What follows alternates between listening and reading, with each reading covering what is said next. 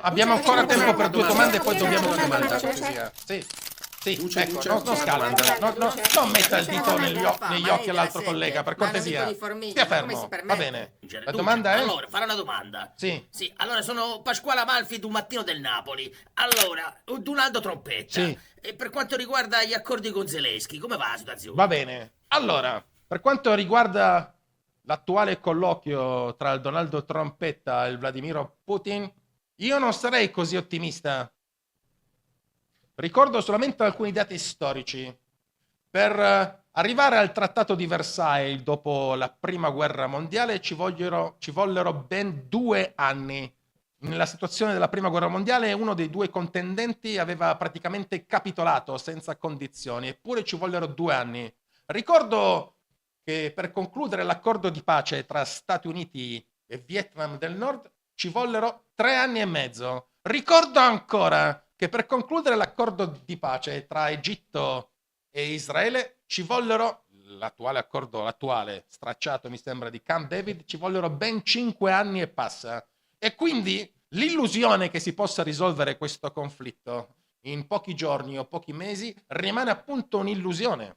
Parliamoci chiaro, gli Stati Uniti d'America, il Donaldo Trompetta, hanno subito la più grande umiliazione militare di tutta l'intera storia, fin dalla loro nascita. Questa è la situazione, ovvero un paese, la Federazione Russa, responsabile sì di crimini ignobili, penso solamente all'attacco hacker di ieri sera nei confronti del nostro canale, ha dato un calcio nei cosiddetti testicoli a 32 paesi NATO messi assieme, dato che la Federazione Russa produce in 3 mesi l'equivalente di quello che viene prodotto da questi 32 paesi da Washington fino ad Ankara. E quindi è chiaro che questo accordo di pace sarà fatto alle condizioni di Putin, questo orribile criminale, e che gli Stati Uniti d'America ormai sono in una situazione di declino. Come ho detto nel mio discorso di fine anno, invito tutti voi giornalisti di ascoltarlo, il 2025 sarà l'anno del declino dell'impero americano.